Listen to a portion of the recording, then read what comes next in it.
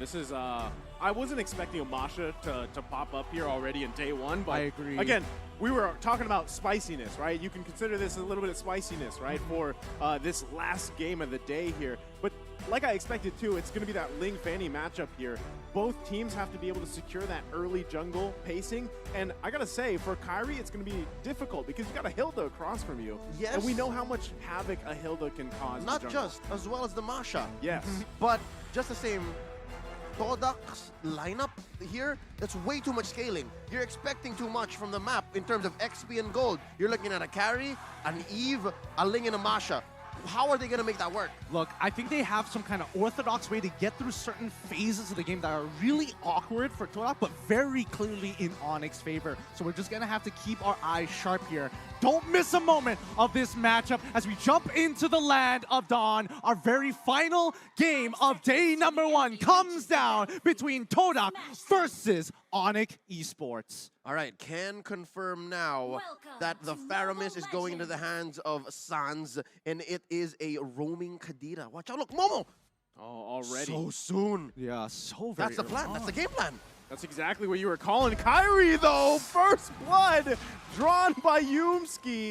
And as we were saying, these two heroes alone are going to cause havoc for Kairi. What?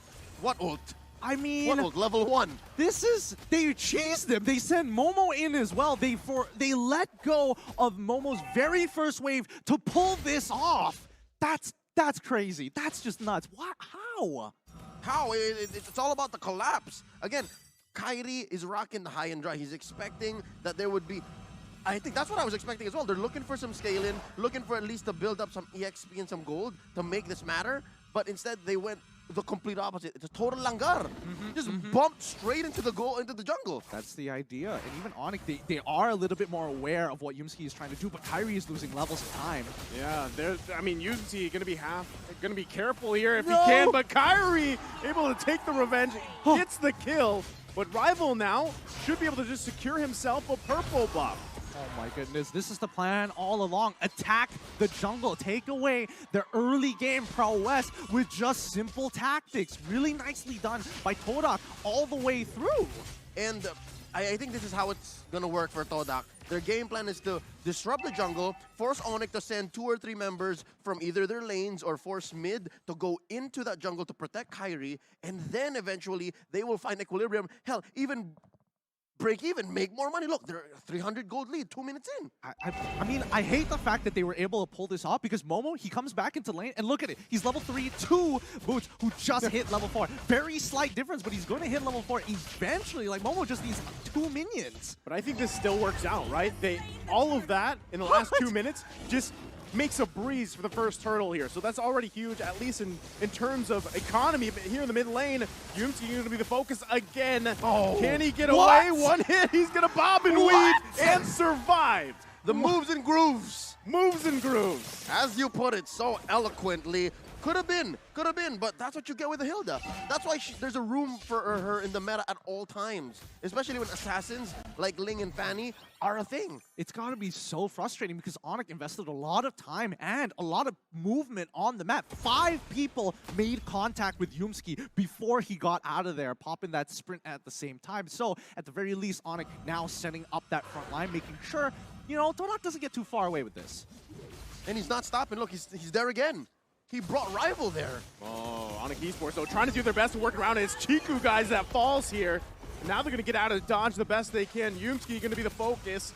They're still looking to pursue as Boots goes in, gets the taunt, but Moon going to have to flicker out. It's Yumski going to be the focus again. Kairi grabbing another kill. There we go. Onic seeing exactly what they need to do. Saw Yumski and we're like, okay, there might be more this time. Todak might escalate things. And as soon as Chiku guys came into vision, instant pounce. Yeah, fool me once, shame on you. Fool me twice, not gonna happen. So Onic understands that they have to make the most of these rotations. If they're gonna answer, something's gotta give. They have to commit something and gain something. Rival. What? Oh, he got really, really close to actually getting that kill, but Yumski gonna, you know, face check it first. I'm very curious as to see how Todak is actually going to transition into the mid game specifically, because that's when you expect to see Onic really getting out of the laning phase and working as a unit. I think that's a good point, but at the same time, Onic Esports at this point, it took them, what, 2-3 minutes to figure it out? That real adjustment already.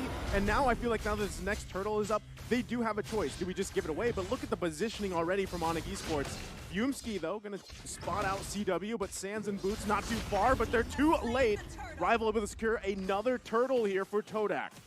Oh, I mean, right now Kyrie is getting harassed out of his mind. Even running down towards the turtle, you can see Momo chasing him. Yeah.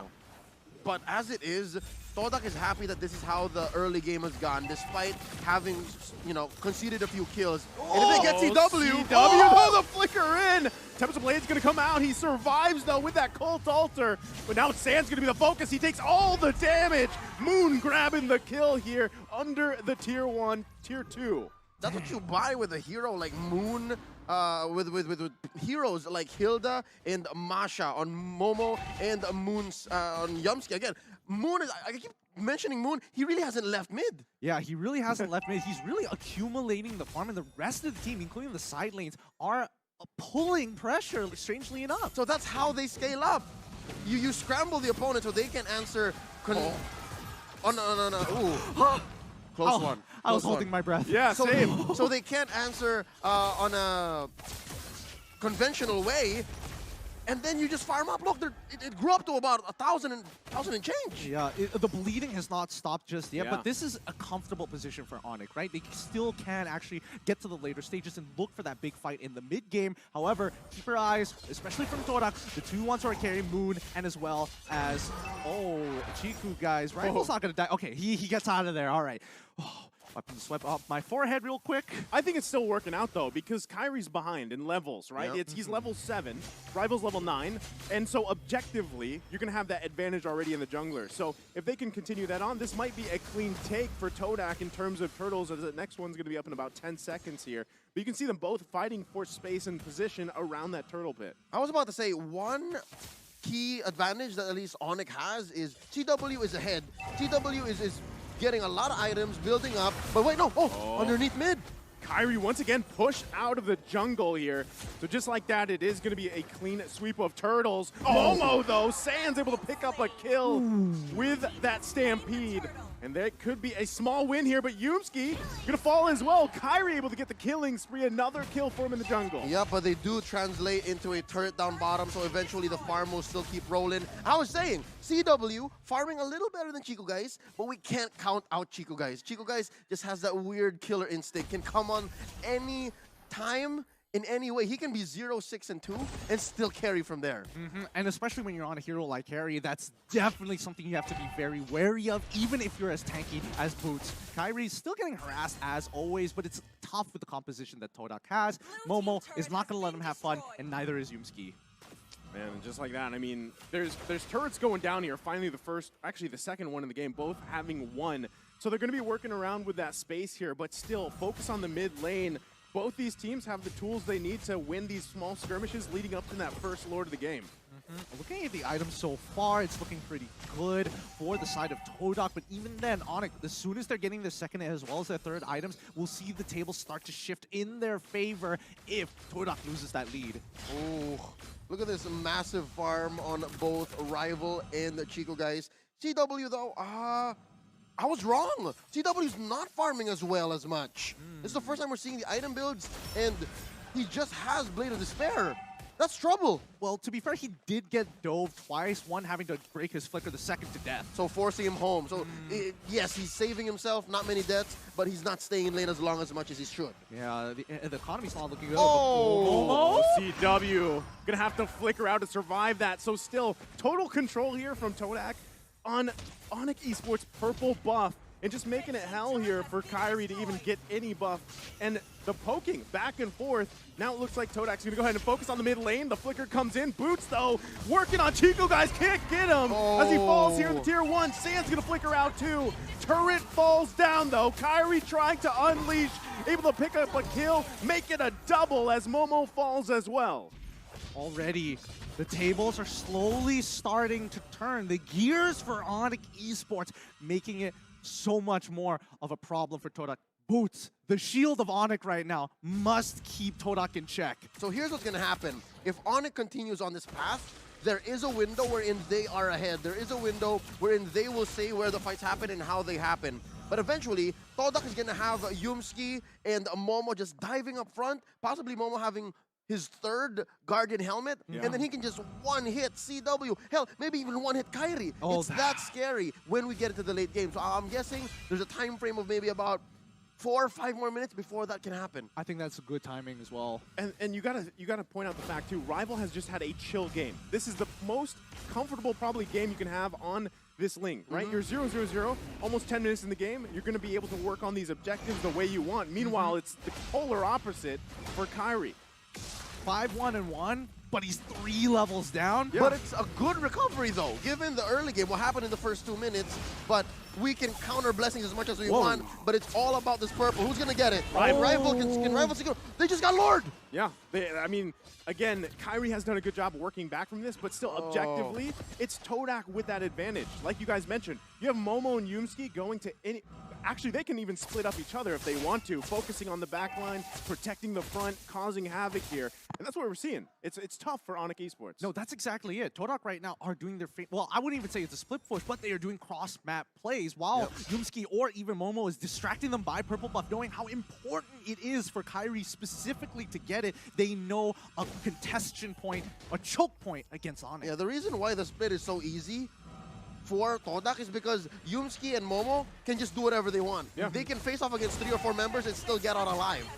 So that's why all the rest of the members of Todak are still farming elsewhere. And they're pushing hard. They're going to get that taunt off, but still it's only a turn that goes down. Kairi from the backside though, can't get a kill. It was almost there, but he's going to fall here. Boots though, going to fall as well. Chico guys taken out, but it's a 1-for-3 trade. And now Todak knocking on the door of Onic Esports.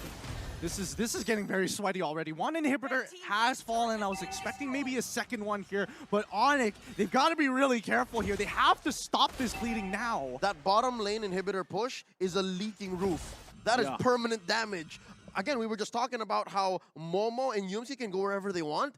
This makes it worse. You constantly have to send someone to clear that wave down bottom, or else you suffer a possible split push win.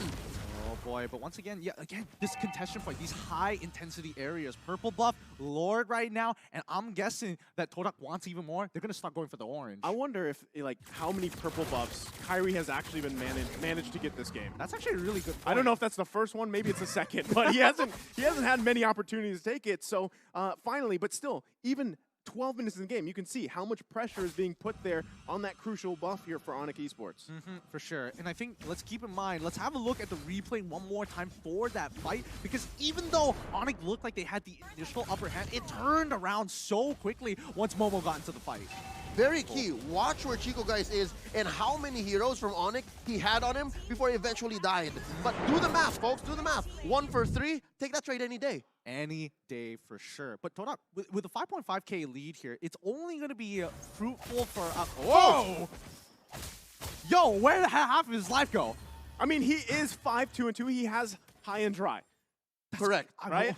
And then Rival was alone, so it makes sense. But like Rival's got like 10k on Kairi, who's like 3k down, and he's you also know 2 what? levels ahead of him. Yeah, you're 2 levels ahead. I would imagine you would do like a quarter at the very least. Could be the items, and again, I didn't see where Kairi came from. He was going at full speed, but could also be a factor. That's how much damage he was dealing. Oh boy. All right. And then these Lings, they don't build any defense items at all. Oh, that's a good point. Yeah. That is a good point. Just pop him, glass cannon. Well, let's see whether the glass cannon is going to be enough for this interaction. Yet again, purple buff going to be choked out here. Onic Esports still fighting for it, but it's going to ultimately be taken away. Momo and Yumski doing exactly what we painted the picture here. Keyboy, though, waiting patiently, because now that the Lord is up, this could be a crucial pickoff if Keyboy can find it, as he waits patiently in that bush for now, but Todak not even going to enter that area. Oh my goodness, is somebody going to check it? Can he get hit? Rival's going to be told. Gets the Tempest Blades out. And now Keyboy is going to be the one punished here. You're kidding. What a play coming out from Rival. You're kidding. That didn't one-shot him. What's going on? He had everything, even Magic Worship. He played it perfectly. At this point, Keyboy hasn't really farmed up, couldn't stay in the lane, get the XP, get the gold that he needed. He just could not. And you're looking at Rival who's at level 15, level 14. Keyboy's at 11.